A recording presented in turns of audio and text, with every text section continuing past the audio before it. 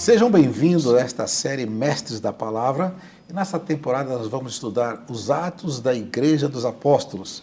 Esse primeiro episódio está baseado no primeiro capítulo do livro de Atos. E para explicar e trazer à luz, enfim, muitos detalhes importantes desse estudo, nós queremos chamar aqui o pastor Ronaldo Guedes, que é o nosso convidado. Pastor Ronaldo, muito bem-vindo.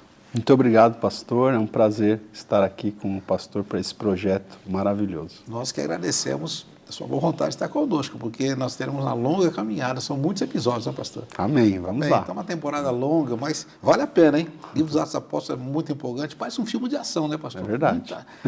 Assim, a gente percebe os apóstolos, a igreja, aquele dinamismo e o Espírito Santo agindo. O escritor, né, o Lucas, ele se dirige a uma pessoa que você vai falar a quem é, mas quem era o Lucas mesmo, pastor?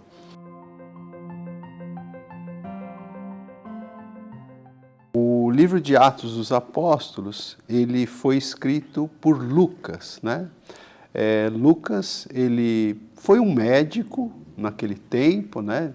Claro, com os recursos e o conhecimento da medicina da época, que era muito diferente de hoje, mas Lucas foi um médico. Ele também foi companheiro do apóstolo Paulo em alguns momentos, inclusive Lucas, ele é um dos personagens do livro de Atos em alguns momentos, né? E Lucas também, ele foi um historiador. Ele escreveu 2 livros bíblicos. Ele escreveu o Evangelho, que leva o nome dele, o Evangelho de Lucas, e escreveu também esse livro, que é o livro de Atos dos Apóstolos. E a gente diz que ele era um historiador, pastor, porque Lucas, ele fala isso, né? Lá no início do Evangelho de Lucas, ele fala que ele fez uma pesquisa acurada, uma pesquisa bem detalhada para escrever esses livros, né? Então ele foi nas fontes, ele foi tanto nas fontes documentais como nas fontes orais, ele foi nas fontes históricas para escrever esses 2 livros tão importantes aqui na Bíblia Sagrada. E ele direciona esse livro um personagem que ele se menciona lá e aqui, né? Que também devia ser como ele, porque o Lucas não era judeu, né? Ele era grego, né? Se não me engano, é isso? Provavelmente, não dá para cravar, mas tudo indica que Lucas, ele era grego, né? Ou seja, Lucas é o único escritor, provavelmente o único escritor da Bíblia que não era judeu. Todos os outros escritores da Bíblia, tanto do Velho como do Novo Testamento, eram judeus, né? Eram israelitas. Lucas era grego, e provavelmente. Pelo nome aqui, né? Porque ele se direciona a Teófilo, né? Pelo nome de ser grego também, né? Isso. O nome, né? Ele se dirige, ele dedica, na verdade, os 2 livros são dedicados a esse personagem, Teófilo, né? Que a gente não tem muitas informações desse homem.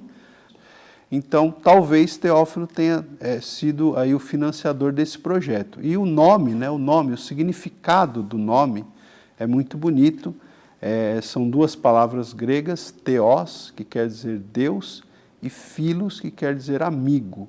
Então, o nome Teófilo significa amigo de Deus. De alguma maneira, esses livros são direcionados para todos aqueles que são amigos de Deus, né, pastor? Sejamos, então, teófilos. Teófilos, quer dizer, amigos de Deus, né? Que maravilha. Ser amigo de Deus é bom demais, né, pastor? Então, ele fala assim, olha, eu escrevi o primeiro tratado, o primeiro livro, falando do que Jesus começou a fazer e ensinar. E eu vou continuar agora, porque aí ele pega o finalzinho do Evangelho de Lucas, onde Jesus, então, aparece já ressuscitado ali no último capítulo, né? E fala assim, rapidamente, da ascensão de Jesus. Mas é que ele volta outra vez a apresentar Jesus ainda vivo, né, depois ressuscitado, e volta a falar da ascensão de Jesus nesse primeiro capítulo, né, pastor? Isso é muito importante. Isso, exatamente. E eu gosto de destacar aqui, eu acho interessante a gente destacar, que no verso 1 ele diz que escreveu o primeiro livro relatando todas as coisas que Jesus começou a fazer e a ensinar. Né? Eu penso que é interessante esse verbo aqui, começou, porque no primeiro livro, que é o Evangelho, ele fala daquilo que Jesus começou a fazer e a ensinar, através do seu corpo físico, porque o Evangelho é um relato da vida de Jesus, da história de Jesus, enquanto ele esteve aqui na terra com o seu corpo físico.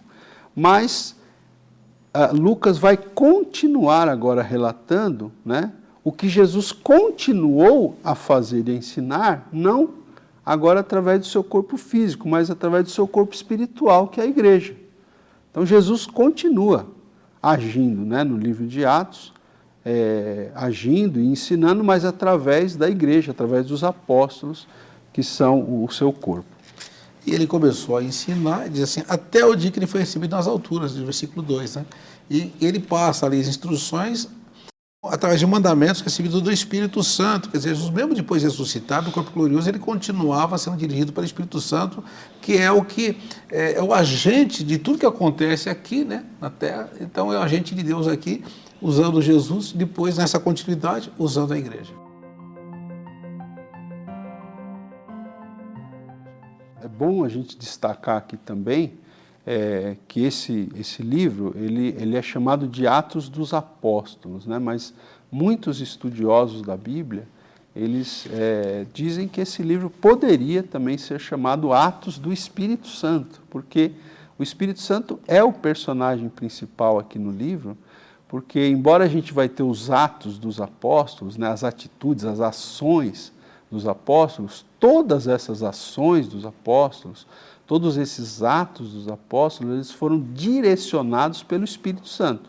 É o Espírito Santo que está dando a direção, orientando, falando, guiando, né? Então, alguns, diante desse fato, até dizem que esse livro poderia se chamar Atos do Espírito Santo. E Lucas, então, ele reporta aqui no versículo 3 sobre tudo que Jesus fez, né? E quanto tempo ele ficou ali com os discípulos, né? Isso é interessante, esse detalhe também, né? Exatamente. Aqui o versículo 3 vai nos dizer que depois de ter padecido, né, depois que Jesus morreu, ele se apresentou vivo, ou seja, fala da ressurreição de Jesus aqui. Ele se apresentou vivo com muitas provas incontestáveis, aparecendo-lhes durante 40 dias. Então é isso que o pastor Misael acabou de destacar. É interessante a gente ter em mente isso aqui, essa cronologia dos fatos, né, pastor? É bem interessante, porque o que acontece? Nós vamos estudar mais adiante, no episódio 2, nós vamos falar do dia de Pentecostes, que é quando o Espírito Santo é derramado. No dia de Pentecostes, na festa de Pentecostes. E essa festa de Pentecostes, ela acontecia 50 dias depois da Páscoa. Então, o que a gente tem aqui? Jesus, ele aparece aos discípulos, ele faz várias aparições depois de ressuscitado, ele faz diversas aparições aos discípulos por 40 dias, como diz aqui o verso 3. Depois desses 40 dias, conforme o texto vai dizer na sequência, Jesus vai ascender, vai subir aos céus e vão se passar 10 dias depois da ascensão e 50 dias depois da Páscoa, quando vai acontecer a descida do Espírito Santo lá no dia de Pentecostes. E esses 40 dias, Jesus foi com ele teve muitos encontros com os discípulos, e qual que era o assunto principal, né, pastor? Isso é importante, porque o que Jesus falaria depois no corpo glorioso, era um espaço bem curto de tempo, né, porque Jesus depois, a igreja tem toda, né, essa duração, essa vida, até a segunda volta de Jesus, que já são 2000 anos, e o que a igreja vai fazer? Então Jesus estava ali falando a respeito do reino de Deus. Importante. Era a principal mensagem de Jesus no Evangelho e era a principal mensagem também depois da ressurreição. Significa que a coisa mais importante, o assunto mais importante da igreja é o reino de Deus. Exatamente. Esse é o texto aqui diz, né? Aparecendo-lhes durante 40 dias, falando das coisas concernentes ao reino de Deus. Está aqui no verso 3. Amém. E Jesus disse, vocês vão pregar o Evangelho do reino. Isso é importante. O reino é a parte central do Evangelho. Não se pode separar o reino do Evangelho, né? Porque o Evangelho exatamente mostra a obra do Rei Jesus e como ele é entronizado nos nossos corações. Mas, pastor, pode seguir, fica à vontade. Amém. Bom, aí o verso 4 vai dizer aqui, né, que Jesus determinou-lhes que não se ausentassem de Jerusalém, mas que esperassem a promessa do Pai, a qual disse ele, de mim ouvistes. Né? Então, nesse período que Jesus apareceu para eles, Jesus deu uma determinação para eles, né? O texto até usa essa palavra, determinou-lhes. Qual foi a determinação, qual foi o comando que Jesus passou aqui aos discípulos, né, aos apóstolos? Que eles não deveriam se ausentar de Jerusalém, que eles deveriam ficar em Jerusalém esperando a promessa do Pai. Que promessa do Pai era essa? Essa promessa aqui é uma referência à vinda do Espírito Santo, à descida do Espírito Santo, né? Isso vai ficar até mais claro no versículo 5. Jesus diz assim, porque João, na verdade, batizou com água, mas vós sereis batizados com o Espírito Santo não muito depois destes dias, né? Então, olha, vocês devem esperar a promessa do Pai. Por quê? Porque vocês vão ser batizados com o Espírito Santo. A palavra batismo significa imergir. Vocês vão ser imergidos na pessoa do Espírito Santo. Vocês vão ser batizados no Espírito Santo. Aqui, pastor, nos faz até lembrar quando Jesus estava ali naquela semana, né, que a gente chama Semana da Paixão, naquela noite de quinta-feira, um dia antes da morte de Jesus, Jesus ele fala para os discípulos ali, ele fala, olha, eu vou para o Pai, né? Mas eu não deixarei vocês órfãos, eu vou enviar para vocês um outro Consolador, né? Até aquele momento Jesus era o Consolador dos discípulos, mas quando ele diz, eu vou enviar outro Consolador, ele está se referindo ao Espírito Santo, que seria enviado para habitar na igreja, né? Para estar direcionando a igreja. E aqui, então, ele está fazendo essa promessa. Vocês devem esperar essa promessa, que é a vinda do Espírito Santo de Deus. E Jesus enfatizou, vocês vão ser batizados com o Espírito Santo. E João Batista também disse isso lá atrás, né, pastor? Eu vos batizo com água, mas ele vos batizará com o Espírito Santo, com fogo. E com fogo. Fica bem claro aí, então, a questão do batismo com o Espírito Santo, que é a experiência gloriosa que todo cristão precisa experimentar. Mas nesse momento aqui, as coisas se pensando, já que os últimos dias de Jesus aqui com a gente, vamos perguntar para ele uma coisa importante sobre o reino de Israel, né?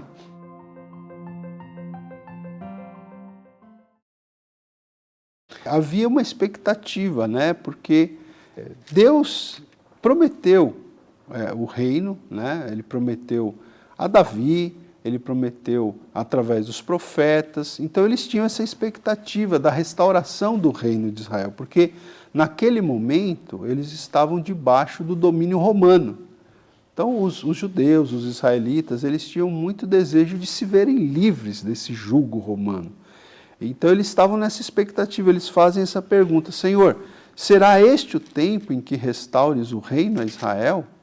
E a resposta do Senhor Jesus, aqui no verso 7, foi assim, não vos compete conhecer tempos ou épocas que o Pai reservou pela sua exclusiva autoridade, mas recebereis poder ao descer sobre vós o Espírito Santo, e sereis minhas testemunhas, tanto em Jerusalém, como em toda a Judéia e Samaria, e até os confins da terra. Né? Então, aqui, Jesus não disse que o reino não viria, né? Até porque nós cremos, de acordo com muitas profecias da Bíblia, que esse reino vai vir, esse reino é um reino futuro, escatológico, né? Vai ter o momento que Deus vai restaurar o reino, mas Jesus fala para eles, olha, não é nisso que vocês têm que se concentrar agora, não é nisso que vocês têm que focar agora.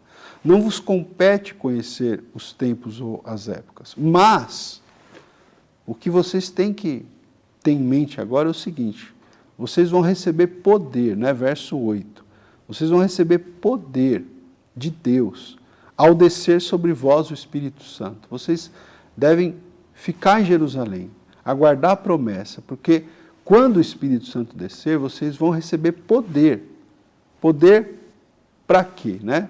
Para que vocês sejam minhas testemunhas. Então, vocês vão receber poder ao descer sobre vós o Espírito Santo e vocês serão minhas testemunhas. É importante só enfatizar esse aspecto, o propósito do poder. Então a gente busca o Espírito Santo, porque é lógico, o Espírito Santo, quando ele se manifesta na vida de uma pessoa, tem assim, uma experiência gloriosa também, de alegria, né? Fica assim, algo, não se sente um calor, uma presença, isso é maravilhoso e tem que acontecer, é normal que aconteça, mas para quê? Só para isso? Não. Para que você tenha poder para testemunhar. E testemunhar onde? Aí vem a questão missional, né, pastor? Isso. A abrangência da missão. O poder do Espírito Santo, ele tem alguns propósitos, né? E o principal propósito é para que nós possamos ser testemunhas. E testemunhar aonde? Então ele fala aqui, vocês serão minhas testemunhas, Jesus diz, tanto em Jerusalém, como em toda a Judéia e Samaria e até os confins da terra. Então aqui, como eles iam receber o poder de Deus na vida deles em Jerusalém, eles deveriam ser testemunhas na cidade de Jerusalém, mas não só na cidade de Jerusalém, também na Judéia, que seria como se fosse o estado, né? Onde Jerusalém era a capital, e também na Samaria, que era uma região vizinha, e não só, mas até os confins da terra. Né? Então, a gente vê aqui, como o pastor Misael bem destacou, a questão missionária da igreja, né? Que a igreja foi chamada para ser testemunha, não só na sua Jerusalém, né? A sua Jerusalém, você que está nos ouvindo, é a cidade que você mora, tá? Então, a cidade que você mora é a sua Jerusalém. Você deve testemunhar de Jesus aí. Mas não só aí, né? A igreja, claro, nós somos um só, mas a igreja é um corpo.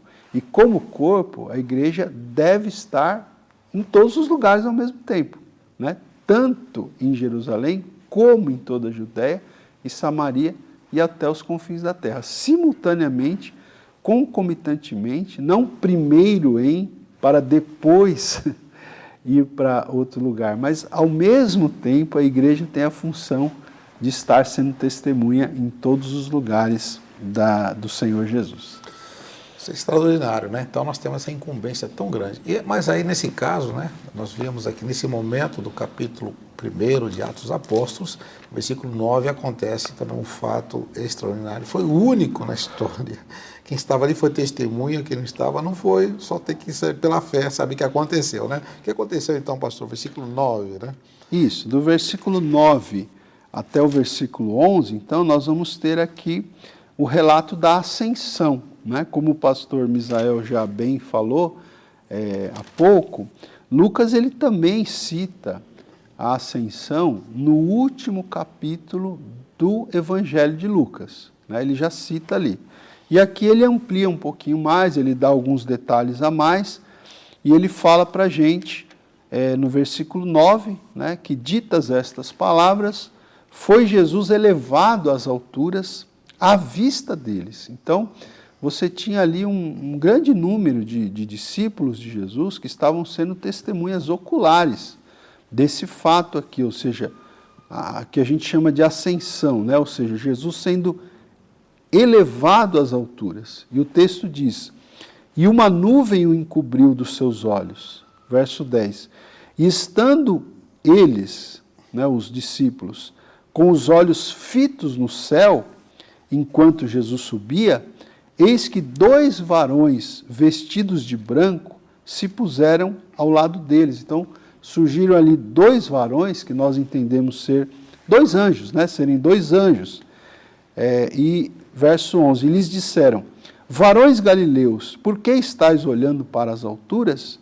Esse Jesus, que dentre vós foi assunto ao céu, virá do modo como o viste subir. Né? Então aqui a gente tem, pastor, até já uma profecia, uma promessa da segunda vinda do Senhor Jesus. Né? Aqueles anjos dizem, olha, esse Jesus que vocês estão vendo ascender, do mesmo modo que o viste subir, ele voltará mais uma vez. Esses 2 varões, né, 2 anjos que estavam ali, só lembrar, pastor Ronaldo, que os anjos foram testemunhas dos eventos mais importantes, né, de Jesus, da encarnação de Jesus, da vida de Jesus e todos os outros episódios. Por exemplo, é anjo que faz a anunciação do nascimento de Jesus para Maria, né? Que informando que ela estava grávida do Espírito Santo, né? Depois, os anjos, quando Jesus nasceu, anunciam aos pastores em Belém, isso, aqueles pastores visitados por anjos, e depois os anjos acompanham várias trajetórias de Jesus, mas também a gente vê Jesus, os anjos presentes anunciando a ressurreição de Jesus, né? Lá para aquelas primeiras mulheres que estavam ali no túmulo, que chegaram a ver anjos ali, e depois, agora, os testemunhando a ascensão de Jesus. Que maravilha, como os anjos participando como anunciadores dos principais eventos de Jesus aqui na Terra. É verdade. Os anjos sempre presentes aí no ministério de Jesus, né? Sim, sim. Só queria pontuar também aqui, pastor, o seguinte, né? Quando esses anjos falam, né? Eles já anunciam aqui a segunda vinda do Senhor Jesus. Eu acho que a gente tem que ter em mente o seguinte, que a igreja, nós como igreja, nós temos que cumprir a missão, né, da igreja, que é ser testemunhas em todos os lugares, como diz aqui, mas sem nunca perder de vista a segunda vinda do Senhor Jesus, né, que Jesus voltará novamente. A bendita esperança, Jesus voltará. Aliás, ele já está voltando, se prepare aí. Amém? Amém.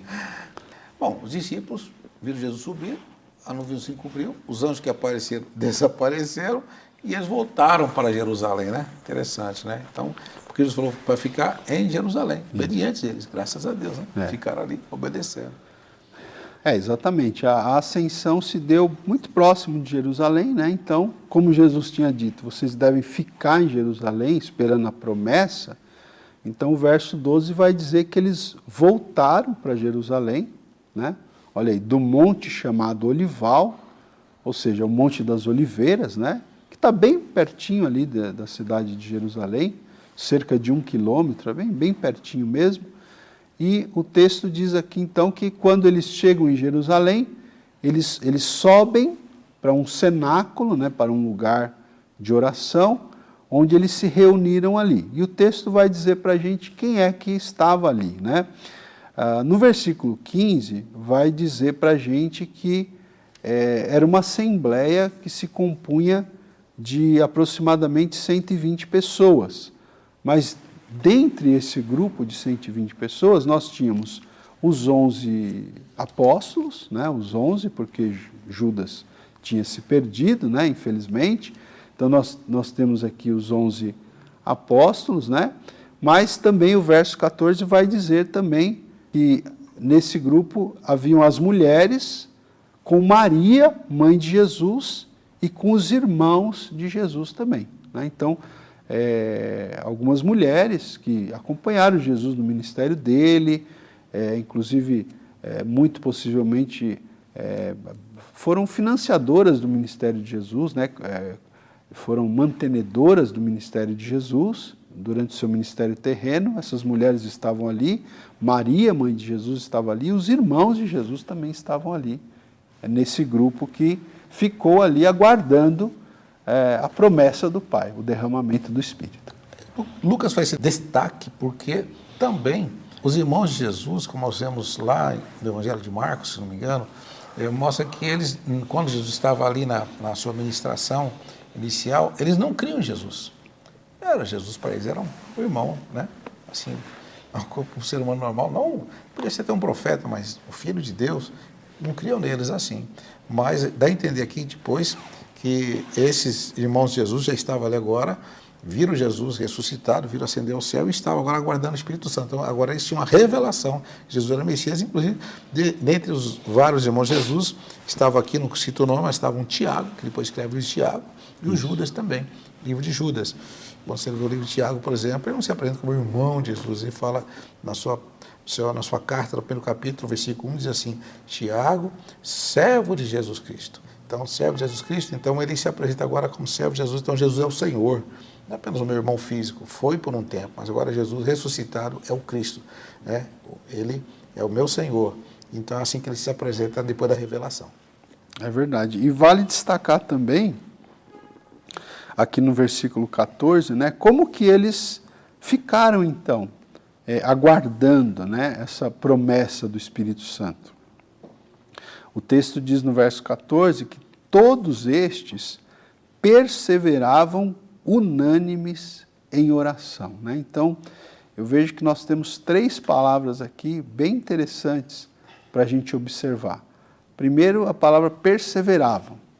Aliás, essas 3 palavras aqui, elas vão aparecer outras vezes no livro de Atos dos Apóstolos, né? A igreja primitiva, essa igreja que é modelo para nós, era uma igreja que perseverava, né? E perseverava de que maneira? Unânime, né? Ou seja, com o mesmo coração, mesma alma, mesmo pensamento, unidos, né? No mesmo propósito, na mesma missão. Eles perseveravam unânimes e perseveravam em oração. Então, eu sei que, pastor, o Espírito Santo já foi derramado, né? Conforme a gente vai ver no próximo episódio, em Atos capítulo 2. O Espírito Santo já foi derramado. Mas nós, como igreja do Senhor, nós sempre devemos buscar novos enchimentos do Espírito Santo, né? O próprio apóstolo Paulo disse, enchei-vos do Espírito Santo. Então, nesse processo da igreja hoje, buscar esse enchimento com o Espírito Santo, esse avivamento espiritual, nós temos que imitar a igreja primitiva aqui nesse ponto, ou seja, para que o Espírito Santo venha, né, sobre nós, com novos enchimentos, com avivamentos, que nós perseveremos, unânimes em oração, né? Se a igreja estiver perseverando de forma unânime e em oração, então o Espírito Santo haverá de ser derramado. Bom, eles ficaram esperando e foram alguns dias, 10 dias, eles não sabiam que seriam 10 dias, mas nesse compasso de espera ali, Pedro aproveitou então para cumprir uma profecia do Antigo Testamento.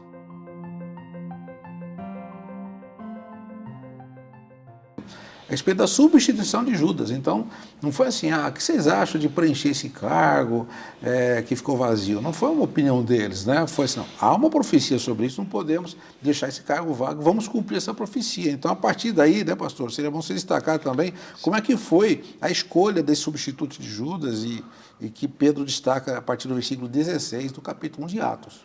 Isso, exatamente. Então, aqui o texto vai dizer que o apóstolo Pedro se levanta, o apóstolo Pedro é um líder aqui dos apóstolos, né? E ele diz assim no verso 16, irmãos, convinha que se cumprisse a Escritura, que o Espírito Santo proferiu anteriormente por boca de Davi acerca de Judas, que foi o guia daqueles que prenderam a Jesus. Então, Pedro, ele vê, né, ele enxerga em textos do Antigo Testamento, escritos por Davi, né, ele enxerga uma profecia do que ia acontecer com Judas, do que de fato aconteceu com Judas, né? Então ele diz aqui, convinha que a Escritura se cumprisse, né? E ele vai citar aqui esses detalhes a respeito de Judas, e aí ele vai citar o texto, né, no verso 20, porque está escrito no livro dos Salmos, fique deserta a sua morada, e não haja quem nela habite, e tome outro seu encargo. Então, são 2 trechos aqui dos Salmos, ele cita o Salmo 69, verso 25, e ele cita o Salmo 109, verso 8, né? Então, como eu disse, ele enxerga aqui textos que eram proféticos em relação a Judas. Então, no verso 21, ele vai dizer, né, com base nesses textos bíblicos, Pedro vai dizer, é necessário, pois, que dos homens que nos acompanharam todo o tempo que o Senhor Jesus andou entre nós, começando no batismo de João, até o dia em que dentre nós foi levado às alturas, um destes se torne testemunha conosco da sua ressurreição. Então, a gente vê aqui que ele busca cumprir as profecias do Antigo Testamento, que ficaram claras para eles, muitas profecias foram esclarecidas, e agora ele fala assim, quais seriam, ele vai dizer então, quais são os critérios, né, de escolha para esse substituto, né, que ele coloca aqui bem claro no versículo 22, né, os critérios, né, pastor? Não era qualquer um que podia, vamos pegar um irmão, um discípulo qualquer, não. Olha, são alguns detalhes importantes, porque Pedro, ele tem aqui esse cuidado, né, de colocar, e os apóstolos estavam unânimes quanto a isso, né? Então, alguém que esteve com Jesus desde o batismo de João. E acompanhou passo a passo até a sua ascensão. Ele destaca que, né, eles tinham que escolher, né, na direção de Deus um substituto para Judas, mas ele coloca aqui, dos homens que nos acompanharam todo o tempo que o Senhor Jesus andou entre nós, começando no batismo de João até a ascensão, né, até o dia em que dentre nós foi levado às alturas. Então é um período bem razoável de tempo. Então, para ser testemunha, para compor aqui o grupo dos apóstolos, teria que ser alguém com essas características, que tinha acompanhado todo o ministério de Jesus, desde o batismo de João até a ascensão. E aí eles encontram ali entre eles dois candidatos, né, pastor? Vamos dizer assim. Dois nomes foram propostos, um homem chamado José e outro homem chamado Matias. E aí eles oraram ao Senhor, né, pedindo que o Senhor revelasse a eles qual desses dois era o escolhido de Deus para preencher essa vaga, né, para preencher o apostolado. E então o Senhor os dirige a escolher Matias, né? Então Matias ele passa a compor, né, substitui Judas Iscariotes e ele passa a compor ali o grupo dos 12 apóstolos. É importante lembrar também, pastor, que os 12 apóstolos foram homens diferenciados de toda a história, né, pastor? Nós temos no Novo Testamento, inclusive, nos livros de Atos, nós vamos encontrar nesse livro outros apóstolos, apóstolos de fundação, apóstolos de expansão, mas esses aqui são chamados apóstolos do Cordeiro. E eles são tão significativos na história, até porque eles ficam perpetuados para a eternidade.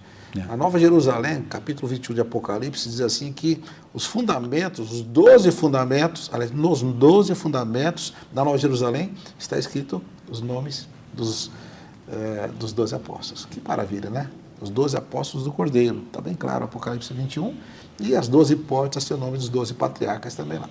São 12 representando aqui o Novo Testamento, 12 do Antigo Testamento. Então, fica bem esclarecido aqui a importância desses 12 em todo o contexto, e não era apenas para compor um número qualquer, mas que era importante fechar esse ciclo da história ali, onde todos tinham que estar, a igreja estabelecida no fundamento dos apóstolos e dos profetas, como diz Paulo depois em outros textos aí. Ok, pastor? Acho que o primeiro capítulo foi bem relevante aqui para a gente saber como introdução do livro de Atos. Isso. É verdade. Aqui uma introdução, né? Nós queremos desafiar você a continuar acompanhando essa série, motivar você também a ler o livro de Atos. Procure, à medida que você for acompanhando essa série, vai lendo o livro de Atos, e quando você for assistindo a exposição aqui, isso vai fazer com que você entenda melhor o texto, e eu tenho certeza que você vai ser muito abençoado. E a pergunta é, você já leu o livro de Atos? São 28 capítulos, né? Muita gente nem leu os 28 ainda. Vale a pena, olha, vai ser muito abençoado. E nesse período, então, nessa temporada, né, pastor, vai ser muito bom que você leia para você estar familiarizado com todos esses assuntos que estaremos comentando aqui. Tá bom? Pastor, desde já agradeço a sua participação. Eu é que agradeço. Que bênção tê-lo aqui conosco e ter você também nos assistindo. Compartilhe esse vídeo. Com certeza outras pessoas também serão abençoadas. Esperamos vocês todos no próximo episódio. Deus o abençoe, em nome de Jesus.